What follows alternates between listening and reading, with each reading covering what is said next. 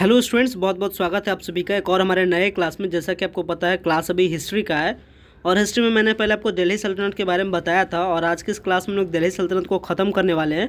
यानी दिल्ली सल्तनत को ख़त्म करके फिर हम लोग मुगल काल में एंट्री कर जाएंगे। तो इस क्लास में हम लोग बात करने वाले दिल्ली सल्तनत के जितने भी सारे वंशज हैं, सारे वंशज के बारे में। हमने गुलाम वंश और जो खिलजी वंश है यहाँ तक हमने बात कर लिया था। अभी की इस क्लास में हम लोग सैयद वंश, लोधी वंश और जो हमारा खिज्र खां वाला जो वंश है, इसको हम लोग सब कुछ खत्म कर लेंगे। तो चलिए क्लास को स्टार्ट करते हैं, जानते हैं क्या कुछ आपके लिए इंपॉर्टेंट है Patna university and Patna women's college के टेस्ट के लिए। लेकिन अगर उससे पहले अगर अभी तक आपने क्लासेस को ज्वाइन नहीं किया तो क्लासेस को ज्वाइन करिए, ताकि आपका भी एंट्रेंस एग्जाम में हाई स्कोर आ सके और आपका भी फर्स्ट मेरिट लिस्ट में आपके मनपसंद कॉलेज में एडमिशन हो सके। तो आप अपने एंट्रेंस एग्जाम की बेहतर तैयारी के लिए आप हमारे क्लासेस से जुड़ सकते हैं। क्लासेस से जुड़ने के लिए क्या करना है, आपको नीचे दिख रहा होगा नंबर, आपको इस नंबर में मैसेज करना और इसके थ्रू फिर क्या करना है, आपको क्लास से ज्वाइन कर जाना है। चलिए स्टार्ट करते हैं इस क्लास को, देखते हैं क्या कुछ इसमें पढ़ना है। हाँ, तो आपने जो अगर पिछले क्लास में अटेंड किया होगा तो आपको पता होगा हम लोग दिल्ली सल्तनत में एंट्री कर चुके थे और दिल्ली सल्तनत में एंट्री करने के बाद हम लोग गुलाम वंश के बारे में बात कर चुके थे, है ना? याद आपको? गुलाम वंश के बारे में बात कर चुके थे। साथ में इसके जो आगे का वंश था, जो कि आपका इसके बाद जो आगे का वंश था गुलाम वंश के बाद, साथ में हम लोग खिलजी वंश के बारे में भी बात कर चुके थे। अगर आप पिछले क्लास के अगर वीडियो देखिएगा, रिकॉर्डेड फॉर्म का अपलोडेड है, लिंक भी आपको ग्रुप में गया होगा, या अगर आप प्लेलिस्ट को चेक करते रहते हैं तो आपको ध्यान होगा कि इसका जो खिलजी वंश है, खिलजी वंश को भी कर चुके थे। बात करें अगर दिल्ली सल्तनत की शुरुआती के बाद, तो दिल्ली सल्तनत 1206 से स्टार्ट होती है, 1526 तक चलेगा और 1526 के बाद यहाँ कौन आ जाएगा? बाबर आ जाएगा, मतलब मुगल वंश आ जाएगा। ठीक है। और हम लोग जब इतिहास पढ़ते हैं, खास करके मध्यकालीन भारत करने का मतलब बीच का इतिहास, तो हम लोग पढ़ते हैं कहाँ से कहाँ तक का? हम लोग पढ़ते हैं 600 ईस्वी से लेकर के पूरे अंग्रेज से आने के पहले तक का इतना इतिहास हम लोग पढ़ते हैं। किसमें? इस क्लास में, यानी कि ये जो अपना जो होता है मध्यकालीन भारत, इसमें। ठीक है। तो मध्यकालीन भारत में हमने आपको पहले के क्लास में गुलाम वंश के बारे में सारी बातों के बारे में बता चुके थे। जो जो इम्पोर्टेंट एमसीक्यू है वो भी बात कर चुके थे। तो बस आप इम्पोर्टेंट एमसीक्यू पर ध्यान रखिएगा और ये जितना बात लिखा गया है बहुत शॉर्ट में लिखा गया है। कह सकते हैं जो आपके एग्जाम के लिए जरूरी है बस वही लिखा गया है, यहाँ पर फालतू कुछ भी लिखा नहीं गया। तो इस पीडीएफ को जरूर पढ़िएगा, जरूर याद कर लीजिएगा। गुलाम वंश के बाद आगे बढ़ते हैं तो खिलजी वंश के बारे में बात कर चुके थे। खिलजी वंश में मैंने आपको बता चुका था कि जलाउद्दीन खिलजी क्या करता है, इस वंश की स्थापना करता है। लेकिन इसका जो सबसे सफलतापूर्वक होता है वो कौन होता है? अलाउद्दीन खिलजी। इसके बाद आगे का जो वंश है जहां से हम लोग को आज पढ़ना है वो अपना है तुगलक वंश। तुगलक वंश की शुरुआत कब से होती है? 1320 ईस्वी से। बात समझ में आ गई? कहां से हम लोग पढ़ेंगे? तुगलक वंश से पढ़ेंगे। तुगलक वंश मतलब कब से? 1320 से। तो तुगलक वंश को स्टार्ट करें, बताइएगा। तुगलक वंश को आगे बता रहे एक एक करके, बस पॉइंट को समझते जाइएगा, याद करते जाइएगा, सिंपल सा स्टोरी के फॉर्म में। देखिए होता क्या है कि जैसे ही अपना जो ऊपर का वंश था अपना खिलजी, जैसे ऊपर का जो अपना वंश है जिसमें हम लोग खिलजी वंश के बारे में पढ़ते हैं, खिलजी वंश के बाद नीचे का जो वंश आता है वो है तुगलक वंश। और तुगलक वंश के बारे में बात करते हैं, यह स्टार्ट होता है 1320 से लेकर के 1414 ईस्वी तक। और अगर इसके आगे बढ़े तो तुगलक वंश की अगर स्थापना के बारे में बात की जाए तो तुगलक वंश किसके द्वारा बनाया गया? गयासुद्दीन तुगलक के द्वारा। याद रखिएगा, किसके द्वारा बनाया गया? गयासुद्दीन तुगलक के द्वारा बनाया गया था। साथ में आपको बता दें कि गयासुद्दीन जो तुगलक था, इसके द्वारा तो तुगलक वंश की स्थापना की गई कब? 1320 में। ये पहला एमसीक्यू। और इसने किसानों के प्रति उदारता भी दिखाई थी। अगर आपसे पूछे कि बताइए तुगलक वंश में कौन था जो किसानों के प्रति उदारता दिखाया था, तो आपको तुरंत बताना है गयासुद्दीन तुगलक था। ठीक है। गयासुद्दीन तुगलक गयासुद्दीन तुगलक के बारे में इतना बात हुआ। इसके बाद आपको ध्यान रखना है कि अलाउद्दीन गयासुद्दीन जो तुगलक था वो क्या करता है कि अलाउद्दीन खिलजी जो भू राजस्व की करों को बढ़ाता है उसको कम कर देता है। ऐसे समझिएगा। इसके ऊपर में जो वंश है उसमें क्या है? अलाउद्दीन खिलजी भी है। इसके बारे में बात किए थे। और अलाउद्दीन खिलजी क्या करता है? किसानों से ज्यादा टैक्स लेता है। तो जैसे ही आता है तुगलक वंश, तो तुगलक वंश का जो राजा है, जो अपना है गयासुद्दीन तुगलक, वो क्या करता है? सबसे पहला काम ये तो तुगलक वंश को बनाता है, साथ में जो किसानों के प्रति जो ज्यादा टैक्स लिया जा रहा था उसको कम कर दिया जाता है। ठीक है। तो ये सल्तनत काल में, यानी कहने का मतलब दिल्ली सल्तनत काल में अगर आपसे पूछे कि बताइए सबसे पहला कौन आदमी था जो सिंचाई पर ध्यान दिया था, तो वो कौन था? अपना गयासुद्दीन तुगलक था। इसलिए प्रथम सुल्तान माना जाता है किस चीज के लिए? यानी सिंचाई की व्यवस्था करने हेतु। ठीक है। तो गयासुद्दीन तुगलक के बारे में 2-3 बातें मैंने आपको बताया। गयासुद्दीन तुगलक क्या करता है? तुगलक वंश की स्थापना करता है 1320 ईस्वी में। साथ में ये क्या करता है? अलाउद्दीन खिलजी के द्वारा जो टैक्स जो लिया जाता है उस टैक्स को कम कर देता है। साथ में ये सल्तनत काल में, यानी दिल्ली सल्तनत के काल में, ये सिंचाई के लिए नहरों का निर्माण करवाता है। इसलिए नहरों का निर्माण कराने वाला प्रथम सुल्तान के बारे में अगर पूछा जाएगा तो तो आप बताइएगा गयासुद्दीन तुगलक है। तो गयासुद्दीन तुगलक के बारे में इतना बात हम लोग को जाना है। आगे बढ़ते हैं, गयासुद्दीन तुगलक के बाद और कौन राजा है इस तुगलक वंश में। तो गयासुद्दीन तुगलक के बाद आता है मोहम्मद बिन तुगलक। कौन आता है? मोहम्मद बिन तुगलक। ध्यान रखना है, मोहम्मद बिन तुगलक भी इस वंश का एक प्रमुख राजा था, एक प्रमुख सुल्तान था। लेकिन क्या होता है कि गयासुद्दीन, ये जो मोहम्मद बिन तुगलक है, वो क्या करता है कि मोहम्मद बिन तुगलक जियाउद्दीन बरनी मोहम्मद तुगलक के शासन में, इसका पूरा नाम क्या था मोहम्मद बिन तुगलक का? जियाउद्दीन बरनी मोहम्मद तुगलक। ठीक है, ये क्या करता है कि मोहम्मद तुगलक क्या करता है कि कुछ काम करता है, इसमें से 5 प्रमुख काम करता है। क्या करता है? 5 प्रमुख काम करता है मोहम्मद बिन तुगलक। उसमें से क्या करता है, ये 1325 से 1326 के बीच में दोआब क्षेत्र में कर की वृद्धि करता है। 1327 में देवगिरी को अपनी राजधानी बनाता है और 1329 में सांकेतिक मुद्रा का प्रचारण करता है। और साथ में आपका 1332 से लेकर के 1334 ईस्वी के बीच में खुरासान का अभियान करता है। तो ध्यान रखिएगा, अगर आपसे पूछा जाए कि बताइए ये सारी जो बातें मैंने आपको बताया कि दोआब क्षेत्र में कर की वृद्धि कौन करता है, तो मोहम्मद बिन तुगलक। देवगिरी को राजधानी अपना कौन बनाता है, तो मोहम्मद बिन तुगलक। इसके बाद 1329 में सांकेतिक मुद्रा का प्रचलन कौन करता है, तो मोहम्मद बिन तुगलक। खुरासान का अभियान कौन चलाता है, तो मोहम्मद बिन तुगलक। ये सारी बात मोहम्मद बिन तुगलक के बारे में ध्यान रखिएगा। तो इतना बात खुरासान क्या होता है? खुरासान एक प्रकार का टैक्स था, ठीक है ना, एक प्रकार का टैक्स टाइप का था। खुरासान अभियान चलाया था। तो ये हो गया खुरासान तक का बात।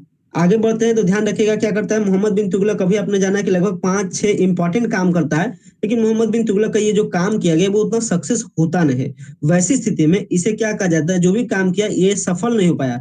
ऐसी स्थिति में मोहम्मद बिन तुगलक को कुछ विद्वान क्या कहते हैं, पागल सुल्तान कहते हैं। तो अगर आपसे पूछे बताइए दिल्ली सल्तनत के काल में पागल सुल्तान के नाम से किसे जाना जाता है, तो मोहम्मद बिन तुगलक के बारे में बताइएगा। ठीक है, पागल सुल्तान किसको कहा जाता है, मोहम्मद बिन तुगलक के बारे में। इसके बाद मोहम्मद बिन तुगलक से आगे बढ़ रहे हैं। अभी इसमें आपने 2-3 राजा के बारे में जाना है। कौन कौन राजा इस तुगलक वंश से मैंने आपको बताया। पहला गयासुद्दीन तुगलक, दूसरा मोहम्मद बिन तुगलक, 2 राजा। और तीसरा इसका ध्यान रखना है फिरोज शाह तुगलक के बारे में। फिरोज शाह तुगलक क्या है, इस तुगलक सुल्तान का एक और राजा है। और ये क्या करता है, स्वयं को आदर्श मुसलमान सिद्ध करने की हर संभव कोशिश करता है। यानी क्या करता है, फिरोज शाह जो तुगलक है इस तुगलक वंश का, ये क्या करता है, अपने आप को पूरा खाटी मुस्लिम समझता है। मतलब कहता है कि मैं पूरा कह सकते हैं कि बहुत वैल्यूएबल वाला मुस्लिम हूँ। मतलब कि अपने आप को दिखाता है कि मैं कट्टर मुस्लिम हूँ। और इसलिए क्या करता है, ये जगन्नाथ मंदिर, कांगड़ा के ज्वालामुखी मंदिर वगैरह को नष्ट करता है। यानी हिंदू धर्म से क्या होता है, कह सकते हैं इसको एलर्जी है। वो चाहता है कि हिंदू धर्म को ही समाप्त कर दूं। तो अगर आपसे पूछे जगन्नाथ मंदिर, पुरी का जो जगन्नाथ मंदिर है इसको किसके द्वारा ध्वस्त किया गया है, तो ध्यान रखिएगा फिरोज शाह तुगलक के द्वारा। पूछे अगर कांगड़ा का ज्वालामुखी मंदिर किसके द्वारा नष्ट किया गया, तो ये भी आपको ध्यान रखना है, फिरोज शाह तुगलक के द्वारा। साथ में इसने क्या कर दिया कि फिरोज शाह तुगलक ने ब्राह्मणों पर जजिया कर लगा दिया। जजिया कर भी एक प्रकार का टैक्स था। ये क्या कर दिया, टैक्स की वृद्धि कर दी। और क्या कौन सा कर लगाया, जजिया कर। तो अगर आपसे पूछे कि बताइए जजिया कर किसने लगाया दिल्ली सल्तनत के काल में, तो बताना है तुगलक वंश के राजा फिरोज शाह तुगलक ने लगाया था। और साथ में इसने क्या किया कि एक पृथक विभाग बनाया गुलामों के लिए। क्योंकि मैं आपको स्टार्टिंग से बता रहा हूँ, यहाँ गुलाम का गुलाम आता जा रहा है। और ये क्या करता है कि गुलामों के लिए अलग से एक ब्रांच बना देता है, जिसका नाम है दीवान ए बंदगान। तो अगर आपसे पूछे कि बताइए दीवान ए बंदगान किसके द्वारा स्टार्ट किया गया, तो आपको बताना है ये स्टार्ट किया गया था फिरोज शाह तुगलक के द्वारा। तो ये जो तुगलक वंश है, तुगलक वंश में 3 राजा के बारे में मैंने आपको बात कर लिया। तीनों राजा का कुछ कुछ जो इंपॉर्टेंट काम है याद रखिएगा, बहुत शॉर्ट है। इतना से इतना तक में मैक्सिमम 5 से 7 एमसीक्यू बना है। तो इतना याद करना बहुत आसान है, समझ रहे हैं। 1320 से लेकर के 14 से 14 तक आपका कवर हो गया। कितना जल्दी हम लोग साल को टेकअप करें, कितना जल्दी हम लोग कवर कर रहे हैं, बस इंपॉर्टेंट देख रहे हैं जो आपके टेस्ट में आएगा। आगे बढ़ते हैं तो तुगलक वंश का समाप्ति कहा जाता है 1414 में। ऊपर से बात करते आ रहे थे, पहला बात किए 1226 से लेकर के 1290 तक, 1290 से बात किए 1320 तक, 1320 से ये तीसरा वंश के बारे में बात करें 1320 से लेकर के 1414 तक। अब इसके बाद एक और वंश आएगा, कौन सा वंश अपना है, सैयद वंश, 1414 से लेकर के 1451 तक। इसके बाद एक आखिरी वंश आएगा और दिल्ली सल्तनत का क्या हो जाएगा, समाप्ति हो जाएगा। तो आगे बढ़ते हैं, तुगलक वंश का जो भी मैंने आपको बात बताया वो समझ में आ गया आपको, बताइए। अगर आपसे पूछा जाए बताइए पागल सुल्तान किसको कहते हैं, तो आप क्या जवाब दीजिएगा। मोहम्मद बिन तुगलक। हाँ, मोहम्मद बिन तुगलक के बारे में अगर आपसे पूछे बताइए पुरी का जगन्नाथ मंदिर किसने ध्वस्त किया, तो किसके बारे में बताइएगा।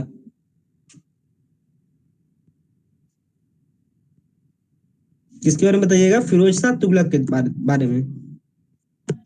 आगे बढ़ते हैं, इस तरीके से तुगलक वंश तक बात किया। अब बात करें सैयद वंश के बारे में कि आखिर सैयद वंश में क्या कुछ स्पेशल है। सैयद वंश के बारे में बात की जाए तो सैयद वंश की स्थापना होती है 1414 से लेकर के 1451 तक ये राज करती है। और सैयद वंश की अगर स्थापना के बारे में बात की जाए तो इसकी स्थापना खिज्र खान ने की थी। कौन की थी, खिज्र खान ने की थी। और इसको उपाधि मिला था रैयत ए आला का। अगर आपसे पूछे बताइए हाँ बोलिए। सर हम लेट से ज्वाइन किए, थोड़ा फिर से बताइए तो।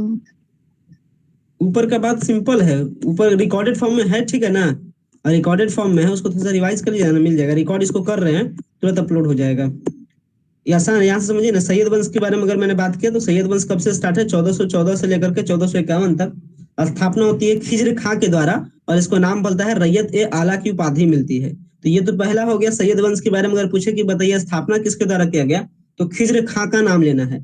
आगे बढ़ते हैं तो एक और इंपॉर्टेंट राजा है। हालांकि हर वंश में बहुत सारे राजा थे, बट जो राजा आपके टेस्ट के लिए जरूरी है उसी के बारे में बात करें। तो ऐसा आप नहीं समझिएगा कि जब मैंने सैयद वंश बताया तो 2-3 राजा का नाम बता रहा हूँ, इसका मतलब 2-3 ही राजा है। बहुत सारे राजा बीच में आए, बट आपके लिए जो जानना जरूरी है उसी के बारे में हम लोग डिस्कस कर रहे हैं। तो यहाँ सैयद वंश के बारे में आपको बता दिया, खिज्र खान ने स्थापना की, इसका नाम पड़ा रैयत आला का उपाधि मिला। और एक अन्य सैयदी वंश का इंपॉर्टेंट राजा था जिसका नाम क्या था? शासक मुबारक शाह था। इसका नाम क्या था? मुबारक शाह था। तो मुबारक शाह के बारे में याद रखिएगा। और इसने क्या किया था? इसमें एक लेख लिखा था, तारीख ए मुबारक शाही नाम की पुस्तक की रचना हुई थी। तो अगर आपसे पूछे बताइए तारीख ए मुबारक शाही की रचना किसके द्वारा कराया गया, तो शासक मुबारक शाह के द्वारा। ये वही सैयद वंश के बारे में बस देख सकते हैं। सैयद बारे में कितना थोड़ा सा बस 2 ही क्वेश्चन इंपॉर्टेंट है। तो सैयद वंश के बारे में 1451 तक बात हुई है। 1451 के बाद अगर आखिरी में बात करते हैं तो आखिरी में आता है लोधी वंश। आखिरी में कौन सा वंश है? लोधी वंश। अगर मैं इंपॉर्टेंट के बारे में बात करूं तो गुलाम वंश का सारा एमसीक्यू आपके मुंह पे याद होना चाहिए, क्योंकि गुलाम वंश से ज्यादा क्वेश्चन पूछा जाएगा। यानी सबसे पहले का वंश और सबसे आखिरी का वंश लोधी वंश के बारे में। बीच का जो वंश आया उसमें थोड़ा बहुत अगर वीक भी आप रहिएगा तो चलेगा, क्योंकि मैक्सिमम एमसीक्यू क्वेश्चन आपसे पूछा जाएगा स्टार्टिंग के वंश में और लास्ट के वंश में। तो अगर बात करें लोधी वंश के बारे में तो ध्यान रखना, लोधी वंश का जो स्थापना है वो कौन करता है? बहलोल लोधी ने की थी। अगर आपसे पूछे लोधी वंश का स्थापना किसके द्वारा होता है, तो बहलोल लोधी के द्वारा। कब होता है? 1451 में। आगे ध्यान रखना, जो बहलोल लोधी है वो कहाँ से था? अफगान था। वो कहाँ का था? अफगान का था। और लोधी वंश दिल्ली सल्तनत का पहला अफगान बंद था। अगर आपसे पूछे बताइए दिल्ली का पहला, ये जो दिल्ली सल्तनत है इसका पहला अफगान बंद, मतलब कि अफगान से आकर के कौन यहाँ पे शासक व्यवस्था स्थापित किया, तो वो कौन था? बहलोल लोधी था। यानी अफगान से चल करके आया और दिल्ली पर फिर से अटैक किया। और जो यहाँ का जो दिल्ली का राजा जो ऊपर का है, जो अपना जो सैयद वंश उस पर क्या करता है? अटैक करके क्या करता है? अपना कैप्चर कर लेता है। तो अगर आपसे पूछे बताइए दिल्ली सल्तनत काल में अफगान से चल करके कौन आया था, तो बताना आपको ये बताना आपको बहलोल लोधी के बारे में। इसके बाद बहलोल लोधी से आगे बढ़ रहे हैं। बहलोल लोधी तो स्थापना के आगे बढ़ते हैं। तो बहलोल लोधी के बाद एक और शासक बनता है जिसका नाम है सिकंदर लोधी। अगर आपसे पूछे बताइए सिकंदर लोधी कौन से वंश से रिलेटेड है, तो आपको बताना है लोधी वंश के बारे में। और अगर सिकंदर लोधी के बारे में बात करें तो सिकंदर लोधी ने अपनी गुप्तचर व्यवस्था को सुदृढ़ किया और वह गुलरुखी नाम से फारसी भाषा में किताबें भी लिखा करता था। अगर आपसे पूछे बताइए गुलरुखी पुस्तक किसके द्वारा लिखा गया है, तो आपको याद रखना है किसके द्वारा लिखा गया? सिकंदर लोधी के द्वारा। और सिकंदर लोधी कौन से वंश से आता है? लोधी वंश से आता है। साथ में सिकंदर लोधी ने एक और प्रचलन किया था जिसका नाम क्या था? गजे सिकंदरी। अगर आपसे पूछे बताइए गजे सिकंदरी की शुरुआत किसके द्वारा किया गया था, तो ये आपको बताना है सिकंदर लोधी के द्वारा। तो अभी तक मैंने इस लोधी वंश में 3 राजा के बारे में बात की। पहला था बहलोल लोधी जो इसका स्थापना करता है। इसके बाद आता है सिकंदर लोधी। और इसके बाद सबसे मोस्ट इंपॉर्टेंट जो कि क्या है? इब्राहिम लोधी। इब्राहिम लोधी से 100% आपका क्वेश्चन पूछेगा। साथ में कुतुबुद्दीन ऐबक से भी 100% क्वेश्चन पूछेगा। स्टार्टिंग का राजा, लास्ट का राजा, इसके बारे में तो पूरा आपको याद रखिएगा। बात कीजिए अगर इब्राहिम लोधी के बारे में, तो इब्राहिम लोधी क्या होता है? दिल्ली सल्तनत का अंतिम शासक होता है। यानी इब्राहिम जो लोधी है वो लोधी वंश का क्या होता है? लोधी वंश का और दिल्ली शासन का क्या होता है? अंतिम शासक होता है। तो ये जो आपका इब्राहिम लोधी है, इब्राहिम लोधी क्या है? दिल्ली सल्तनत का अंतिम शासक है। और अगर इसके बारे में बात किया तो ये क्या करता है? ये जो अपना इब्राहिम लोधी है इस पर अटैक हो जाता है 1517 से लेकर के 1518 के बीच में। ये मैंने बताया कि ये जो अपना वंश है आपका कब से स्टार्ट होता है? 1451 में। 1451 में स्टार्ट होने के बाद ये राज कब तक करता है? 1526 तक। लेकिन बैड लक क्या हो जाता है कि जो इब्राहिम लोधी है, जो आखिरी शासक है दिल्ली सल्तनत का, लोधी वंश का, उस पर अटैक हो जाता है 1517 में। किस पर अटैक हो जाता है? 1517 में। 1517 में अटैक करता है कौन? मेवाड़ का एक शासक है जिसका नाम है राणा सांगा। क्या करता है? अटैक करता है और इब्राहिम लोधी बुरी तरीके से पराजित हो जाता है। ध्यान रखिएगा, इब्राहिम लोधी क्या हो जाता है? बुरी तरीके से पराजित हो जाता है। किसके अटैक से? 1517 से 18 के बीच में मेवाड़ के शासक है राणा सांगा। और राणा सांगा से इसका भिड़ंत होता है और क्या हो जाता है? ये हार जाता है, बुरी तरह से जख्मी हो जाता है। फिर इसके साथ और भी बैड लक क्या हो जाता है कि इसी के बाद क्या हो जाता है? 1526 में एक बार फिर से अटैक हो जाता है। ये तो मैंने आपको बताया 1517 से लेकर के 18 के बीच में अटैक होता है किस? इब्राहिम लोधी पर। इब्राहिम लोधी पर अटैक होता है 1517 से 18 के बीच में राणा सांगा से। लेकिन बैड लक इसका से कमजोर हो चुका है ऑलरेडी, ये बुरी तरह से इसके जख्म वगैरह हरे होते हैं, मतलब ये अपना कमजोर होता है और क्या हो जाता है बैड लक कि फिर से एक अटैक हो जाता है 1526 में, और इस बार अटैक करता है बाबर नाम का व्यक्ति। बाबर नाम का मुगल शासक क्या करता है, इस पर अटैक कर देता है, और वैसे स्थिति में ये ऑलरेडी पहले से कमजोर था, ये हार जाता है, और इस तरीके से इसका जो अंतिम शासक है लोधी वंश का इब्राहिम लोधी, इसकी भी हार हो जाती है, और हार होने के बाद यहाँ पे कौन आ जाता है, बाबर आ जाता है। यानी अब हम लोग बाबर में एंट्री कर चुके हैं, कहने का मतलब अब हम लोग एंट्री कर चुके हैं मुगल शासक में। दिल्ली सल्तनत खत्म हो चुका है, 1526 तक का जो कहानी था वो आप समझ गए होंगे। और ये जो अपना इब्राहिम लोधी है, इसका जो भिड़ंत होता है बाबर के साथ 1526 में, इसी को हम लोग कहते हैं पानीपत का पहला युद्ध। तो अगर आपसे पूछे बताइए पानीपत का पहला युद्ध कब हुआ था, तो 1526 में। किसके किसके बीच में, इब्राहिम लोधी और बाबर के बीच में। हार किसका होता है, इब्राहिम लोधी का। और ऐसी स्थिति में क्या हो जाता है, अब दिल्ली सल्तनत क्या हो जाता है, समाप्त हो जाता है। यानी दिल्ली पर जो राज था अफगान के राजाओं लोग का, जो पहले आया गुलाम वंश, उसके बाद जो अपना आया लोधी वंश, तुगलक वंश, जो भी वंश आते गया वो क्या कर जाता है, अब आपका खत्म हो जाता है। और अब दिल्ली पर कैप्चर करता है मुगल लोग, यानी अब आ जाता है बाबर। तो अब बाबर से हम लोग पढ़ेंगे अगले क्लास में, 1526 के बाद की कहानी पढ़ेंगे कि अब बाबर आता है, अकबर आता है, हुमायूं आता है, जहांगीर आता है, क्या क्या आता है। और लगभग अगर बात की जाए मुगल शासन के बारे में, तो मुगल शासक इस इंडिया पर लगभग 200 साल से अधिक तक क्या करता है, राज करता है। यानी 632 ईस्वी से स्टार्ट होते ही अपनी मुगल, ये अपनी मध्यकालीन भारत 1526 तक आती है। 1526 तक आने के टाइम में कौन राज करता है, यहाँ करता है, यहाँ जो होता है वो क्या होता है, बाहर के करते हैं, अफगान के सब राजा लोग करते हैं, और दिल्ली सल्तनत ये मोटा मोटी कहलाता है। 1526 के बाद यहाँ पे यहाँ पे शासन हो जाता है मुगल काल का, जो राज करता है 200 साल से अधिक सालों तक। इसके बाद यहाँ आ जाएगा अंग्रेज, अंग्रेज के बाद देश अपना आजाद हो जाएगा, और इस तरीके से धीरे धीरे हम लोग पहुंच जाएंगे आज के इतिहास में, 2023 तक के इतिहास में। तो ये जो पूरा जो स्टोरी अभी समझे कि 632 से लेकर के 2023 तक का जो सफर है, ये आपको समझ में आ गया। कैसे कैसे 632 से लेकर के 2023 तक हम लोग पहुंचेंगे, ये बात आपको समझ में आया? बताइएगा, ये आपको समझ में आया? कैसे हम लोग आ जाते हैं 2023 तक में? इतिहास का यही मतलब है कि आपको याद रख लेना है पूरी चीजों को। अगर आप पूरी चीजों को इन शॉर्ट अगर समेट के याद रख लेते हैं, तो समझ लीजिए आपका काम हो जाता है। समझे? यही पूरा कंटेंट इस पीडीएफ में बताया गया। श्वेता अभी ज्वाइन हुए हैं, जब सारा बात इसका बता चुके हैं। सोई हुई थी?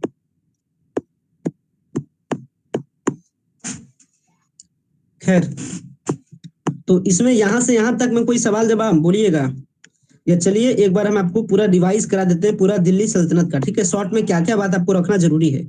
ठीक है, दिल्ली सल्तनत के बारे में शॉर्ट में आपको याद करवा रहे हैं, सही से समझिएगा। पहला दिल्ली सल्तनत की अगर शुरुआत के बारे में बात करें तो 1191 में पहला होता है तराइन का युद्ध। 1192 में होता है तराइन का दूसरा युद्ध। तराइन का पहला युद्ध होता है किसके बीच में? तराइन का पहला युद्ध होता है आपका मोहम्मद गौरी के बीच में, पृथ्वीराज चौहान के बीच में। हारता कौन है? पृथ्वीराज चौहान। 1192 में फिर से अटैक होता है। अब इस बार कौन हारेगा? ये इसमें 1191 में मोहम्मद गौरी हारता है। 1192 में क्या करता है? पृथ्वीराज चौहान हारता है, और पृथ्वीराज चौहान को कहाँ लेके चल जाता है? गौर साम्राज्य यानी अफगानिस्तान उठा करके लेकर चल जाता है। वहीं उसको पृथ्वीराज चौहान को मार देता है। और ये सारी जीवनी लिखा होता है एक बुक में, जिसका नाम क्या है? पृथ्वीराज रासो। पृथ्वीराज रासो नाम का बुक है, जो कौन लिखता है? चंदबरदाई। और चंदबरदाई कौन है? इस जो अपना पृथ्वीराज चौहान है, इसका क्या है? ये अपना राज कवि यानी राज दरबार का कवि है, और इसका अच्छा मित्र भी है, अच्छा दोस्त भी है। तो ये जो पूरा दोस्त है वो किसके बारे में लिखता है? पृथ्वीराज चौहान के बारे में। तो इस तरीके से पृथ्वीराज चौहान की कहानी खत्म हो जाती है 1192 में। अब क्या करता है मोहम्मद गौरी का मेन काम क्या था कि इंडिया को लूटना भी, और साथ में इंडिया में राज्य भी अपना बनाना, यानी अपना जो उसका अफगानिस्तान है उसको बढ़ाते जाना। तो अफगानिस्तान बढ़ते बढ़ते यहाँ पाकिस्तान का लाहौर तक आ चुका था। ध्यान रखिएगा, अफगानिस्तान बढ़ते बढ़ते लाहौर तक आ चुका था, और यहाँ से अपना इंडिया स्टार्ट होता है। इधर से जानते हैं राजस्थान से इंडिया स्टार्ट होता है। इसलिए ये जो अपना अफगानिस्तान का जो मोहम्मद गौरी है, ये तो यहाँ तक पाकिस्तान को लूट चुका होता है। अब वो सोचता है कि आगे अटैक कर, यहाँ आता है राजस्थान। इसलिए सबसे पहले मोहम्मद गौरी का भिड़ंत होता है किसके साथ? ये अपना होता है पृथ्वीराज चौहान के साथ 1191 में तराइन का पहला युद्ध में, जिसमें मोहम्मद गौरी हार जाता है। 1192 में फिर से अटैक करता है, लेकिन इस बार मोहम्मद गौरी जीत जाता है, और वैसे स्थिति में पृथ्वीराज चौहान को यहाँ राजस्थान से उठा करके इसको ले चल जाता है अफगानिस्तान, और वहां जाकर के इसकी हत्या कर देता है। तो पृथ्वीराज चौहान चूंकि यहाँ से खत्म हो चुका है, अब इधर का कोई भी राजा बरियार नहीं है जो इससे लड़ सके। यानी ये जो अपना जो मुस्लिम साम्राज्य है, ये जो अपना मोहम्मद गौरी है, इससे अब किसी का हिम्मत नहीं कि लड़ सके हिंदू का राजा, क्योंकि यहाँ से सबसे शक्तिशाली राजा थे पृथ्वीराज चौहान। क्योंकि पृथ्वीराज चौहान का मृत्यु हो चुका है, जैसे क्या करता है लगातार अब मोहम्मद गौरी अटैक करना स्टार्ट करता है, और अंततः क्या हो जाता है 1206 में मोहम्मद गौरी मर जाता है। 1206 में क्या हो जाता है? मोहम्मद गौरी मर जाता है, लेकिन मरने के बाद क्या हो जाता है? इसका गुलाम होता है, जिसका नाम है कुतुबुद्दीन ऐबक। कुतुबुद्दीन ऐबक क्या इसका गुलाम है? तो 1206 में मृत्यु होती है किसका, मोहम्मद गौरी का। लेकिन क्या करता है, अभी मैंने आपको बताया कि अफगानिस्तान, लाहौर और यहाँ राजस्थान पर भी अटैक हो चुका है। तो क्या करता है, ये जो आपका 1206 में मोहम्मद गौरी मर जाता है, तो जो लाहौर जो अमीर लोग हैं, पहले किसका राज चलता था शासन में, अमीर लोग का। अमीर लोग क्या किया, कुतुबुद्दीन ऐबक को बोला कि भाई तुम अब यहाँ का राजा बन जाओ।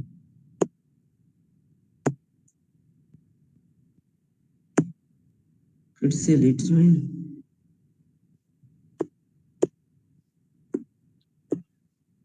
तो यहाँ तक से क्या मैंने बताया कि भाई कुतुबुद्दीन ऐबक को क्या करता है, लाहौर के जो अमीर लोग हैं वो ऑफर करते हैं कि अब तुम राजा बनो। संयोग से क्या होता है, 1206 में राजा भी बन जाता है। और चूंकि कुतुबुद्दीन ऐबक एक प्रकार का गुलाम था किसका, मोहम्मद गौरी का, इसलिए इस वंश को क्या कहा जाता है, गुलाम वंश, क्योंकि यहाँ गुलाम का गुलाम राजा बनते जाता है। तो इस तरीके से हम लोग पहुंच जाते हैं गुलाम वंश में 1206 में। और 1206 से लेकर के 1290 तक राज करता है। तो पहला इसका राजा कौन था, कुतुबुद्दीन ऐबक, जिसने गुलाम वंश की स्थापना की। इसको कब किया, 1206 में किया। और गुलाम वंश का दूसरा नाम क्या है, मामलुक वंश भी है। इसके बाद क्या होता था कि गुलाम वंश का जो क्या स्थापना किया था कुतुबुद्दीन ऐबक, बट कुतुबुद्दीन जो ऐबक है वो जो कुतुबुद्दीन ऐबक है वो क्या करता है, अपने आप को कभी भी राजा नहीं समझता। कुतुबुद्दीन ऐबक क्या करता है, अपने आप को कभी भी राजा नहीं समझता है। वैसी स्थिति में ये अपने आप को हमेशा गुलाम ही मानता है। इसलिए इसके बाद का जो अब राजा आता है वो अब कुतुबुद्दीन ऐबक तो अपने आप को राजा कभी मानता नहीं। तो अगर आपसे पूछे कि गुलाम वंश का कौन सा ऐसा शासक था जो राजा होने के बावजूद भी अपने को राजा नहीं मानता, तो बताइएगा कुतुबुद्दीन ऐबक। कुतुबुद्दीन ऐबक कुछ इंपॉर्टेंट काम भी करता है। काम क्या करता है, कुतुब मीनार का बनवाना स्टार्ट करता है। कुतुब मीनार का ये पहला तल्ला बना देता है जो दिल्ली में है। इसके बाद इसने और भी कुछ काम किया, जिसमें क्या किया, 2.5 दिन का झोपड़ा भी बनवाया। अगर आपसे पूछे 2.5 दिन का झोपड़ा किसने बनाया, तो कुतुबुद्दीन ऐबक ने बनाया।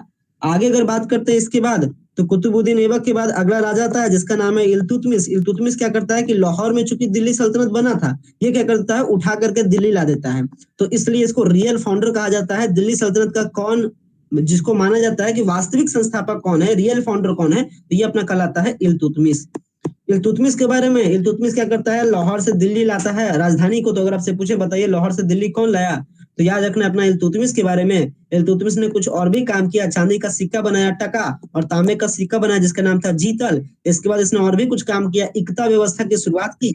इक्ता प्रणाली के बारे में अगर आपसे बात की जाए तो आप बताइएगा ये किसके द्वारा किया गया, इल्तुतमिश के द्वारा। और इसने क्या किया, साथ में चालीसा दल का गठन भी किया। तो अगर आपसे पूछे बताइए कि चालीसा दल और ये जो इक्ता व्यवस्था ये किसके द्वारा स्टार्ट किया गया है, इल्तुतमिश के द्वारा।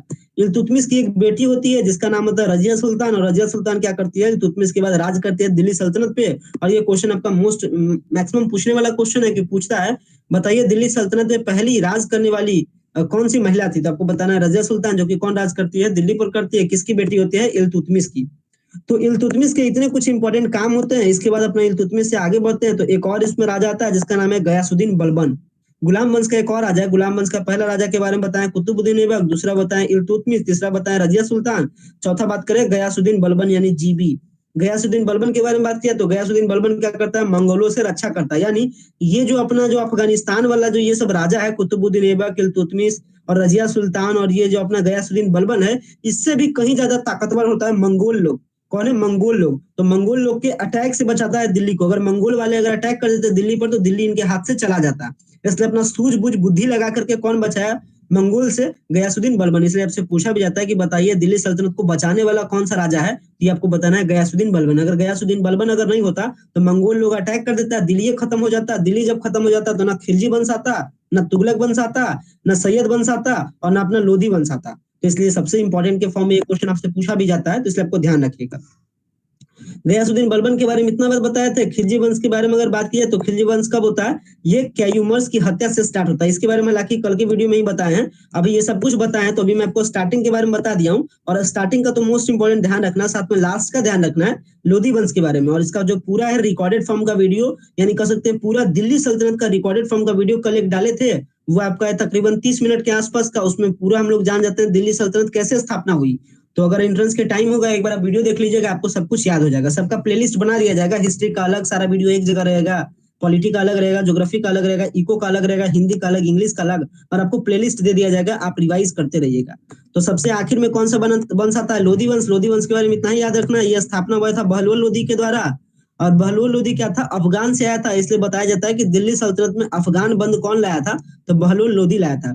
इसके बाद इसका और एक इंपॉर्टेंट राजा होता है सिकंदर लोदी। सिकंदर लोदी क्या करता है, गुप्तचर की व्यवस्था करता है, मतलब अपना जो गुप्तचर होता है, मतलब जो हिडन जो इन्फॉर्मेशन देता है किसी के बारे में, उसी को हम लोग गुप्तचर कहते हैं। तो गुप्तचर का ये स्टार्ट किया था और इसने गुलरुखी नाम का पुस्तक भी स्टार्ट किया था।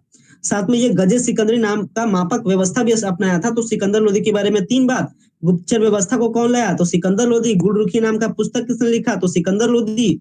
और सिकंदरी नामक माप का किसने लाया, तो ये अपना भी है सिकंदर लोदी। आगे आखिरी का राजा था इब्राहिम लोदी। इब्राहिम लोदी का क्या बारे में कहानी कि इब्राहिम लोदी भाई दिल्ली सल्तनत का आखिरी राजा है। अटैक हो जाता है इस पे 1517 में। 1517 में अटैक करता है मेवाड़ का राजा रांगा सांगा। रांगा सांगा जब इस पर अटैक करता है, इब्राहिम लोदी पूरा हार जाता है, बुरी तरह से जख्मी हो जाता है। और जख्मी हो जाता है, इसका बैड लक क्या हो जाता है कि फिर इब्राहिम लोदी पर एक बार फिर से अटैक हो जाता है 1526 में।